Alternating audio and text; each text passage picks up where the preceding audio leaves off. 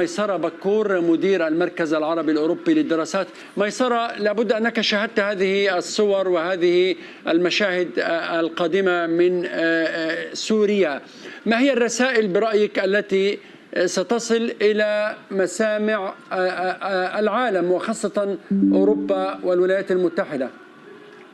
نعم، لقد شاهدتها في قلبي وفي روحي وفي عيني وفي كياني منذ 13 عاما في التاريخ الحديث. ننتظر هذا اليوم منذ 54 عام، ننتظر هذا اليوم. رسائل كثيرة ورسائل واضحة لمن أراد أن يتلقط هذه الرسائل بشكل إيجابي. بالأمس السيد أحمد الشرع وجه خطاب للشعب السوري عامة بالخروج إلى المظاهرات، ونرى الآن أن استجابة قد لا تكون الاستجابة لخطاب السيد أحمد الشرع، لكن واضحين، وإنما هي استجابة للتعبير عن الفرح ليس بهروب بشار الأسد وسقوط نظام بشار الأسد، بل للتعبير عن تكسير جدار الذل. مزقي يا دمشق خارطة الذل وكحل عينيك يا حرمون، حرمون كما قال نزار قباني منذ سنوات. بالتالي هم خرجوا ليعبروا عن أنفسهم بعد هذا الكبت وهذه المجازر التي كنتم تبثونها عبر الفضاء المفتوح عبر قناة الBBC. بالتالي اليوم الشعب السوري كله في الساحات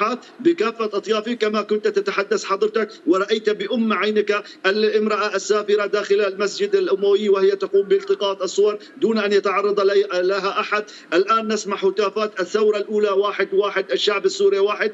تحدثتم قبل قليل في موضوع تأمين البلد، ويا سيدي هذه حكومة مديرين. نحن في الخمسينات تقريبا كان لدينا حكومة مديرين للسيد الخطيب، حكومة مديرين، حكومة خدمات لديها موارد محدودة وعليها حصار وعليها عقوبات اقتصادية. الدولة السورية هي كيف ستدير هذه الموارد من أجل تأمين حياة الناس، ولعل القادم أفضل بعد فك الحصار والتجاوب مع الشروط الدولية والنقاط التي وضعتها ألمانيا، 8 نقاط تقريبا. بالتالي الأمور التي نراها مبشرة ويمكن البناء عليها، ولكن نحن لا نخطب لا نحاكم الأقوال وإنما نحاكم الأفعال وننظر إلى الأفعال والواقع. الآن بعد أن تنتهي نشوة الانتصار ويعود الناس إلى أعمالهم وتبدأ حركة الإنتاج وحركة العمل والنشاط السياسي وتغيير الدستور وقانون الأحزاب، هنا ربما قد نجد بعض المطبات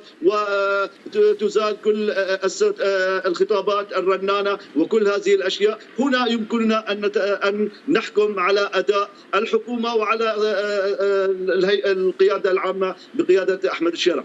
ماذا عن ملف شائك آخر وهو ملف المخفيين قسريا والذين عذبوا وقتلوا في سجون أو مسالخ الأسد كما توصف من قبل المعارضين له؟ هل تعتقد أنه يمكن المضي قدما بدون طي هذه الصفحة بأن يعرف أهالي المفقودين مصير ذويهم، بأن يحاسب من شارك وأمر ونفذ هذه الانتهاكات الجسيمة التي رأينا جانبا منها خلال الأيام الماضية عبر السوشيال ميديا وغيرها؟ يا سيدي هذا الكلام، أنا أحد الناس الذي تعرض للتعذيب وأخي قتل في السجن ولا أعرف أين جثته حتى الآن منذ العام 2013 حتى لا نعرف له قبر. بالتالي نحن هناك شيء اسمه العدالة الانتقالية، العدالة الانتقالية وليس العدالة الانتقامية. هناك دولة ستقوم، سننضم إلى الجنايات الدولية، محكمة الجنايات الدولية، نلاحق كل اللصوص والقتلة ضمن إطار القانون وليس بشكل فردي. هناك دولة، هناك نائب عام، هناك محاكم يتم من تثبت عليه التهم يقدم إلى المحكمة، والمحكمة والدولة هي المناط بها تنفيذ الأحكام، جميع أنواع الأحكام، وليس الشعب وليس الشخص وليس الفرد. إذا تركنا للأفراد والأشخاص والعشائر والعائلات أن يقوموا بتنفيذ انتقامهم أو شيء من هذا القبيل فلا أصبحت فوضى ولم نعد دولة. نحن نريد دولة القانون، دولة العدالة. قلنا الثورة السورية هي ثورة الكرامة، لأن السوريين عندهم كرامة وانتفضوا لأجل الحفاظ على هذه الكرامة، وليست ثورة الانتقام وليست ثورة جياع وليست ثورة للفوضى والانتقال من نظام مستبد إلى نظام أكثر استبدادا أو إلى تفكيك البلد. بالتالي العدالة لا يمكن المضي قدما دون عدالة انتقالية، لأن هناك عائلات دمرت بالكامل، هناك عائلات اختفت عن الوجود، يجب أن يحاكم. ليس من المعقول الإسلام فقط يجب ما قبله. نعم الثورات تجب أي تقطع بين الماضي البغيض وحاضر جيد، ولكن يجب أن إنصاف. لا يمكن إنصاف الضحايا، من قتل وعذب وانتهكت حرماته لا يمكن إنصافه. ولكن إذا أردنا أن نبني دولة تقوم على القانون والمساءلة، المساءلة للجميع من رئيس الجمهورية حتى أصغر موظف أو أصغر مواطن في الدولة، يجب أن تطبق العدالة وقوانين العدالة المعترف بها دوليا والتي عمل عليها السوريون حتى نمضي قدما إلى مستقبل مشرق. ميسرة، هذا اليوم وهذه المظاهرات الاحتفالية تأتي قبل ساعات من مؤتمر مرتقب في عمان بمشاركة أوروبية أمريكية عربية واسعة وخليجية أيضا.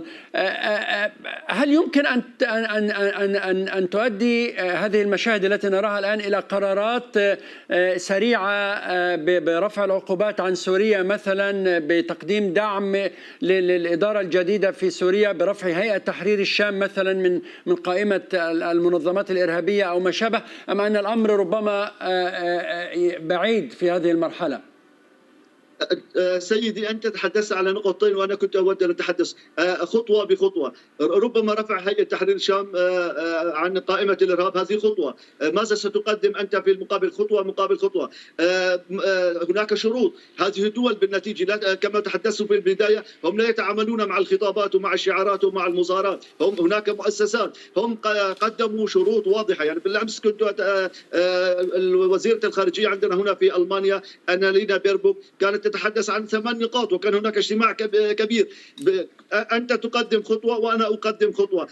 ماذا عن ملف المعتقلين؟ ماذا عن الانتقام؟ ماذا عن حقوق المرأة؟ ماذا عن أنت تقدم خطوة والدول الأخرى تقدم خطوة. ولكن أعتقد أن هناك خطوة أولية من أجل إنعاش المجتمع السوري، ضخ بعض السيولة في البنك، ودائع قد تكون ودائع وليست هبات، ودائع للبنك من أجل تخفيض العملة، وبالتالي تخفيف المعاناة المواطنين، تقديم بعض الوقود، المساعدات الطبية، إرسال سيارات إسعاف، خطوات إنسانية معيشية حياتية من أجل تحسين حياة الناس. ولكن على الصعيد السياسي وعلى صعيد إدارة الدولة لا، هناك خطوات يجب أن تلتزم بها، من مثلا العلاقة مع إسرائيل، العلاقة مع إيران، موضوع الملف الكيميائي، موضوع محاربة تنظيم داعش، ملف الأقليات. كل هذه الخطوات هذه الدول تعمل هكذا، ليس بالخطابات وليس بالشعارات.